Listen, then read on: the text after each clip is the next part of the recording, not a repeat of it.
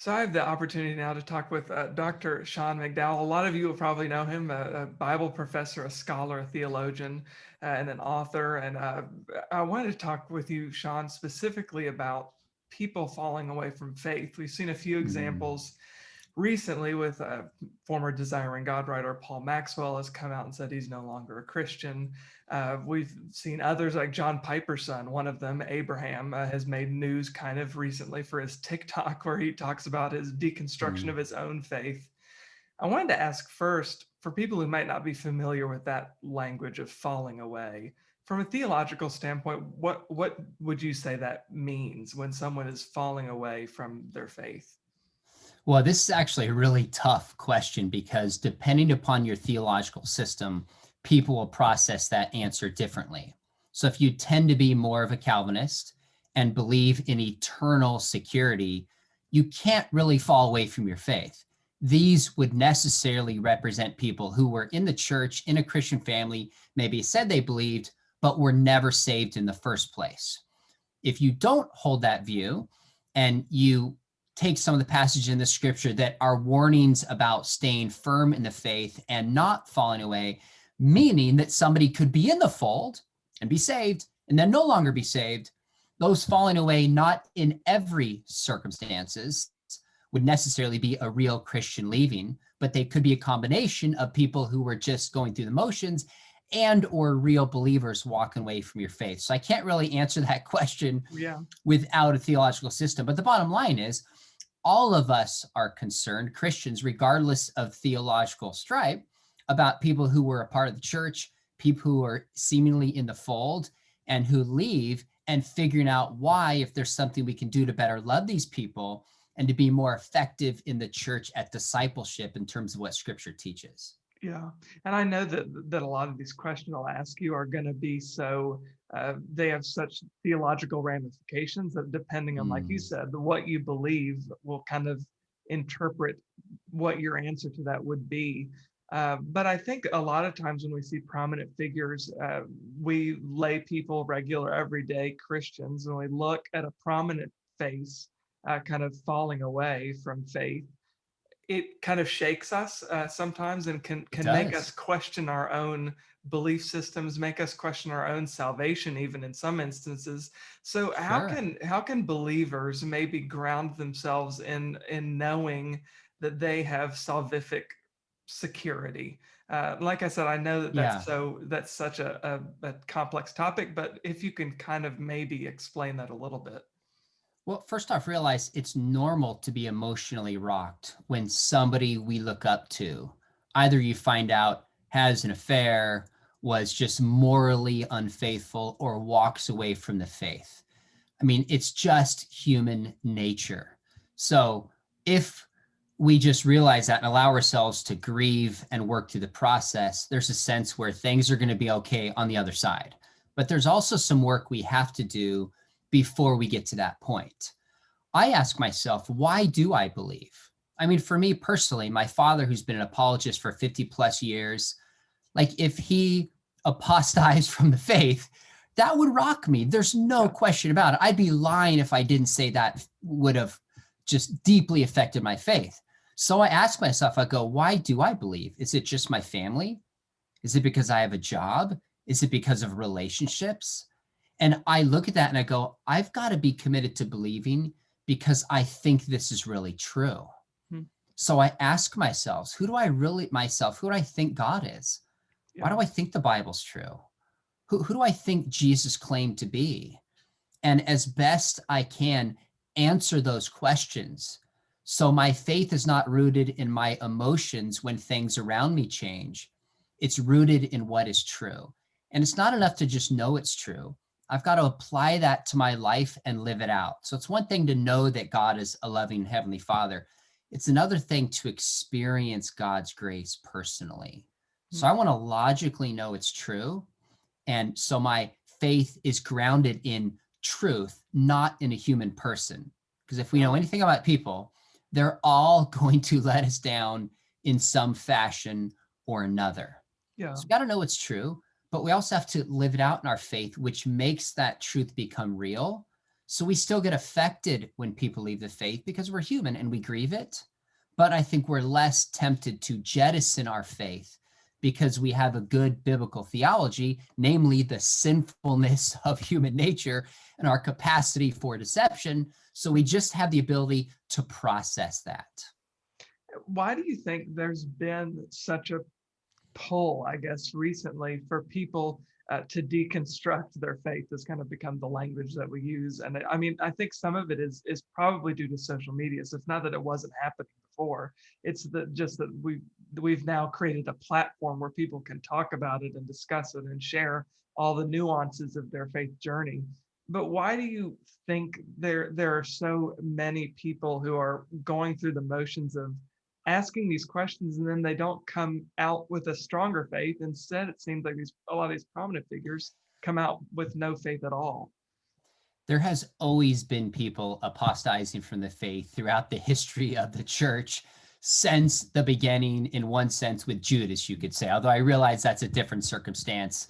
From the beginning, there's people who knew Jesus, rejected him, and walked away. So it's nothing new. But there does seem to be a cultural moment right now in which this is being framed differently. Now, it's hard to know how many people really are bailing their faith because we don't know anybody's heart who's really in the faith. We can't really assess that, obviously. But I think we would be foolish to at least not recognize that more and more people are not defining themselves religiously. A significant number of people are growing up in the fold and no longer define themselves that way. There seems to be a cultural trend that way that is different today. Now, why would that be the case? I think two things are going on. Number one is now with social media, everybody has a platform to share a story that they didn't in the past. So if people left the faith or bailed, unless they had a big book deal, unless they had a speaking platform, even atheists didn't have the same kind of audience to people that Christians did. So it typically got lost and people didn't find out about it. If they did, it was just on a local level. So now with social media, everybody can have a blog, and there's blogs committed to people getting on there, writing their deconversion stories. So there's just the access to information there wasn't in the past. But on top of it, now there's kind of this narrative that is less about you're committed to your society, you're committed to your family. Now the narrative is just be true to yourself, follow your feelings, express yourself. And so there's almost this obligation, if you leave your faith, you've got to tell the world, you've got to come out of the closet, and you need the affirmation of everybody else telling you that's okay, because that's how society works with social media. I think those are two differences. But I guess the third thing I would add is, look, it's much more of a salacious story to say John Piper's son, one of them, becomes an atheist versus Josh McDowell's son becomes an apologist. Why? Because I'm following what my dad does. We agree on the big issues. That's not a story. I mean, when Tony Campolo's son, Bart Campolo, became an atheist chaplain, LA Times did a huge story on it. It became, in some ways, almost a global story. No newspaper whatsoever or large media organization has ever contacted me and said, so you follow what your dad does? Like, tell me about that. That's interesting. Yeah. So there's a certain way of thinking and people with large social media that favor one story over the other. So I wonder how much of this is just the stories that bubble to the surface versus what's really going on. So Piper has one son he has at least two sons. Yeah. One son, Barnabas, who is following the Lord and doing ministry. Nobody's covered that story, but they cover the story when his other son deconstructs. Yeah, for sure. I think that is a good point. And I also think that it seems like, as our culture, you mentioned like the your truth phenomenon that we have in your experience. It seems like when we begin to compromise scripture on one issue, like if I compromise it on sexuality or on justice, pick any issue, and you start to compromise scripture on that. And by that, I mean, you say, well, scripture is not sufficient to address this, so I need to add this or whatever on top of it, or I need to take this route instead of that route. It then begs the question, well, how can you be certain of any of the certainty of scripture or any of the sovereignty of God. If God's not sovereign in this area, why would he then be sovereign in all of these other areas? So I wonder how can we as Christians, as people who believe in the inerrancy of Scripture, have these conversations with someone who doesn't accept that? Yep. Here's the bottom line. Keep the main thing the main thing. And in a lot of stories of deconstruction, you hear people who something that was secondary or third level was made the main thing. And when that falls, all the dominoes fall after it. Now, look, I teach at Biola University. I believe in inerrancy. I accept it. But you can be a Christian who loves Jesus filled with the Spirit and not believe in inerrancy. It is a very important, Yeah. but non-essential to salvation doctrine. It's an internal question of, do we have the words of Jesus? How did Jesus understand Scripture? Was it authoritative? Was it true? Did it come from God? Though that's an internal question. But what's happened with many people who deconstruct, they're told as if the Bible dropped out of heaven in the King James Version, translated into King James English. And they discover, wait, one story says one angel, the other one says two angels. One story says rise on the third day, the other story says after the third day. And they go, wait a minute, there's an error here historically, or they think there is. And their entire faith comes crumbling down because they've been told as Christianity, you have to adopt not only all the essentials, but all these secondary issues. For me, the heart of the issue is, who is Jesus? Is he the God man who rose on the third day? Yeah. And if evolution is true, whatever we mean by evolution, and Jesus rose from the grave, Christianity is true. If the Bible has errors and Jesus rose from the grave, and by the way, you can know that Jesus rose from the grave historically through a book that has errors. Yeah. Okay. I hope nobody hears this and says, Sean thinks inerrancy is not important. Sean thinks evolution is not important. I'm not saying that. I'm talking about salvific, where the heart of the faith is the person of Jesus. And then we can get to, how do we reconcile science and faith? How do we interpret Genesis? Very important questions, but not salvific essential questions. So let's just keep the main thing the main thing. And so when people come across these challenges to their faith, they're not tempted to just, bail on the entire ship. Yeah. And I think too, there a lot of the issue with some Christians, I think, who fall away from the faith or end up deconstructing their faith, is that they were not in a setting where questions were acceptable, right? I mean, you're an educator, so you're dealing with questions all day long in the classroom. But there are a lot of believers who get kind of uncomfortable with questions. You just have to accept this is what the Bible says, and you just need to accept it. And there's not room for authentic and genuine doubts and questions. How can we make a more welcoming environment for that as believers? Trey, I could not agree more. So many stories of people who deconstruct either to progressive Christianity or to atheism, agnosticism, will cite that very thing and say questions and doubt was not allowed. I just, on my YouTube channel, I don't know what I'm talking about. On my YouTube channel last week, I interviewed a pretty prominent progressive Christian. And the whole point was, let's model a civil conversation. This is not a debate, but he has a whole story of deconstructing his evangelical faith, becoming a progressive Christian pastor. And all I wanted was clarity. Do you believe Jesus is God? Do you believe the Bible's inspired? Do you believe in the resurrection? And his answers were very, very clarifying. The resurrection basically was, if I understood him correctly, an optional belief for someone who calls himself Christian. To me, it's like, okay, now we realize this is out of bounds. But one thing he wrote in his book, and he said to me, he says, I was not allowed to question things. If I question things, I could raise questions about doctrines, but if I didn't believe certain things, I was out relationally. Questioning was not invited. And that breaks my heart, because if there's any religion that's okay with questions, it should be Christianity, because it's actually true. And we have a powerful history of brilliant thinkers, Augustine, Aquinas, on and on, offering very thoughtful answers. Jesus said, love God with your mind. Now, I contrast that with my story, and I responded back to him. I said, look, I grew up in a Christian home. My dad is one of the most influential apologists over the past half century. And I told my dad when I was, I think, about 19 years old, I'm not sure that I believe Christianity is true. I've got some questions. All my dad said was, son, I think that's great. And for a second, I paused. I'm like, did you actually hear what I said? Like, are you paying attention? He goes, you can't live on my beliefs. You got to find out what you think is true. He said, don't reject Christianity unless you think it's false. You know, your mom and I will love you no matter what.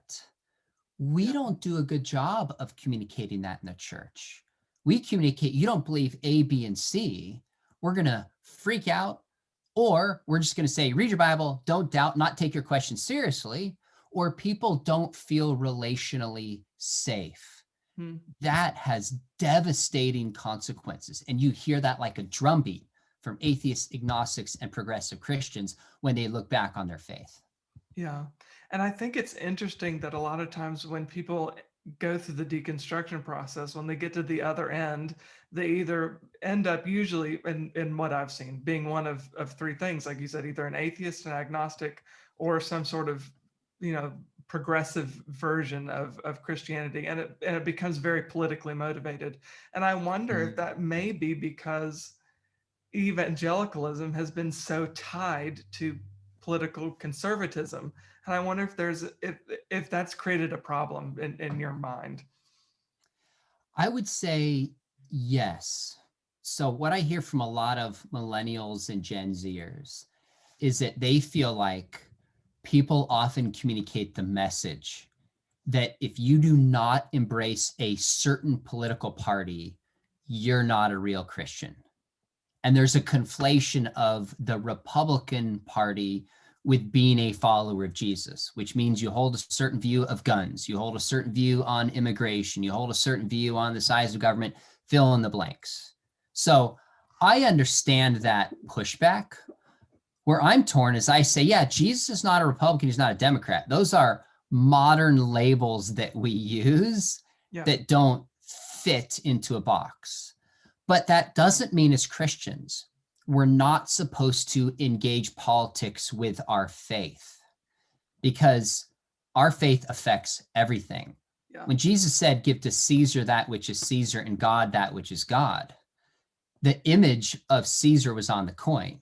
So he says, pay taxes to Caesar. Where is the image of God? On everyone.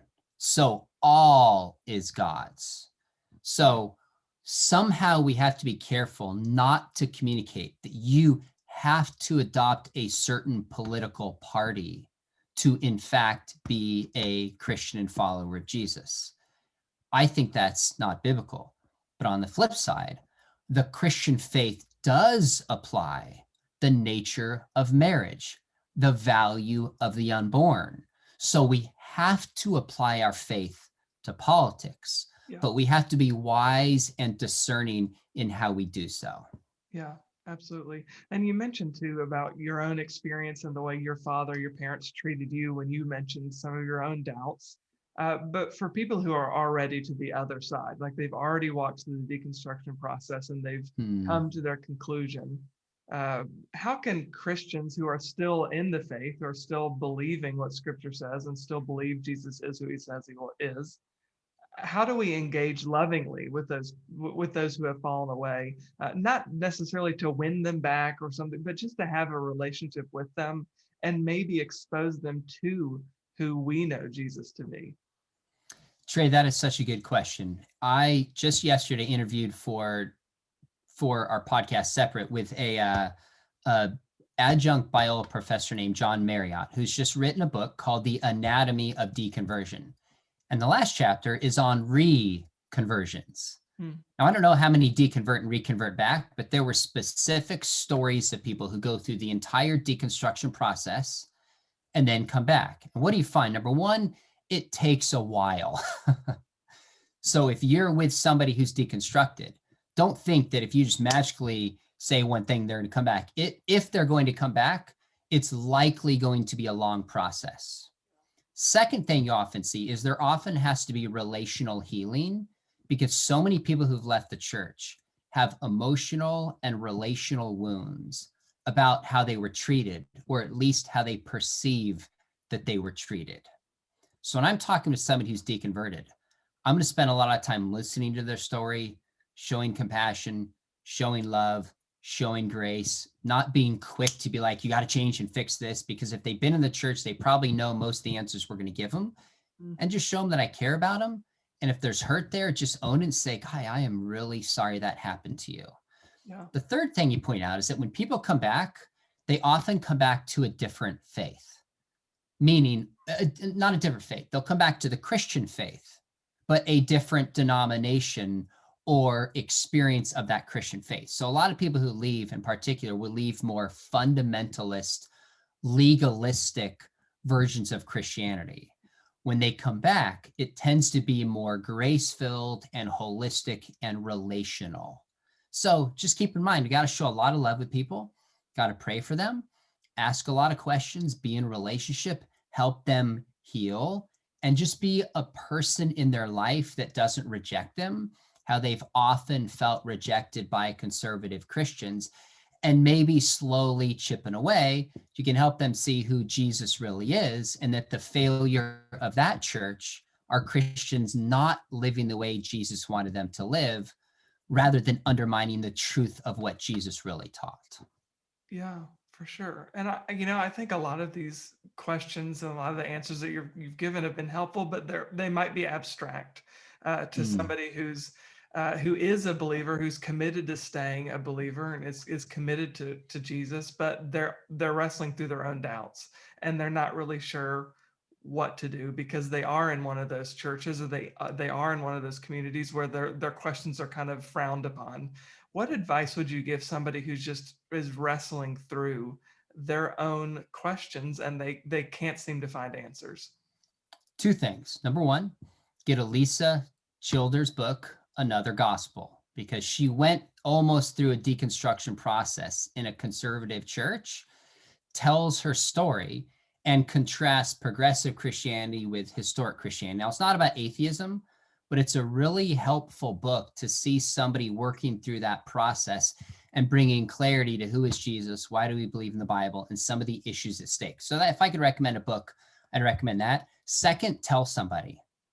Tell someone you trust. I had a former student of mine who was in my apologetics class, became an atheist. And I found out when he came full circle on the college campus, went through the search all the way by himself, and then we went out for coffee. When we were done, here's all I said to him. I said, I'll pretend his name is John. I said, John, I understand you've come to your beliefs where you're at. I love you. It's not going to change our relationship. If you ever start to doubt your atheism, rather than going on this journey alone, will you just invite me to be a part of the conversation? I'm not going to preach at you. I'm going to listen to you. I'm going to ask questions, maybe give you a little perspective of some things you haven't thought about. That's it. If you go on this journey alone, it's a recipe for disaster for so many reasons. So reach out to somebody that you trust, who's just more spiritually, intellectually, apologetically mature, who can at least be a part of the conversation and love you and mentor you through this process. And then I guess on the flip side of that question is, what would you say to the believer who's certain of their faith, but they don't necessarily have all of the tools to discuss with someone who's deconstructing how maybe to journey with them through that? Like you said, you talk about the student, bring me alongside and help me, or let me help you journey through that. What do you say to the believer who's like, oh, I really want to help my friend or family member, but I just don't feel equipped to do that? So let me pick on this a little bit. You said, what do you do with the Christian who said is not certain about their beliefs, but is not going through this doubt process, if I heard you correctly? I'm not certain. Bottom line, I'm not certain about what I believe, Trey. I'm confident. Hmm. Sometimes, I know you didn't mean this, it's just I'm Yeah, taking the opportunity to share something. Sometimes we tell people either you don't know something or you're certain. That is such a destructive idea because people start to think, well, I have doubts. That means I don't believe it at all. hmm. The book of Jude says, 122, have mercy on those who doubt. Doubt is not the opposite of belief. Unbelief is. You can doubt and believe something. I doubt stuff all the time. It's the way I'm wired. So one thing we need to communicate to people is you don't have to have all the answers. It's okay. Doubts are fine. And I love you and I care for you through this no matter what. Now, if you're sitting there, which I know this is the heart of your question, what if somebody's like, I don't have a PhD. I don't have a degree in apologetics from Biola or whatever it is. How do I help somebody? Here's what you do. You just say, you know what? I wish I had better answers for you, but I am really curious to these same questions. Let's read some books together and talk about it. Let's read The Case for Christ. Let's read Evidence That Demands a Verdict. Or let's watch some debates between a Christian and between an atheist. So both sides are represented, and let's talk about it and learn together. Hmm. Then the Christian is learning something. They're showing I'm not threatened by your questions and I love you no matter what. And what that's going to do is people don't think apologetics matters often until they have doubts or a friend has doubts. Then I get an email, then people watch my videos, then they freak out. If you have a friend asking questions, this is a chance to go deeper in your faith relationally because now you know it matters. So just tell that person, gosh, I wish I knew more, but I want to read and think with you and help you through this. By the way, at my website, I have an assistant who helps me when people send in tough apologetic questions. I can't answer them all, but I have a really smart assistant. You send it in, we will help you out. Send you a good book, a suggestion, resources to help. Hmm. Yeah, that's awesome. And that leads me to, I mean, I could sit here and listen to you, listen to you answer these questions all day because I think they are such important questions and they're ones that we don't often discuss, at least not publicly, as believers. But I wanted to ask for anybody who wants to know more about your ministry, about your work, where can they go to learn more? Thanks for asking. Probably the easiest place is my website, which is just seanmcdowell.org. With that said, I'm on Twitter, I'm on Instagram. I might offend some folks, but I'm on TikTok because students are on there. Yeah. I have a YouTube channel and a blog, but the website and there's books. The website links to all of that. My social media is not funny cat videos, rarely. It's basically resources and ideas to equip and help people know what we believe and why we believe it. That's Yeah. a huge part of what I do. So my tweets, Instagram posts, YouTube videos, you name it, website, blog is just meant to equip people. So probably seanmcdowell.org would be the place to start. Yeah, for sure. And regarding TikTok, I have to say, so I'm just turned 29 years old a few weeks ago, so I feel like I'm like about 100 years too old for TikTok. But but a lot of the videos that you post are really helpful because they are just like a quick answer on a hot topic. And so I just want to say that I do appreciate those videos. I think they're helpful and they're good discussion starters.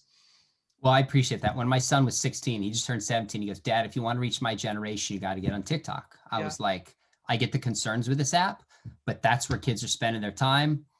I'm going to weigh in there because there are atheists, there are Muslims, there's Mormons trying to reach our kids through that. So that's why I do it. Yeah, awesome. Thank you so much. I appreciate your time, Sean. Great questions. I appreciate it.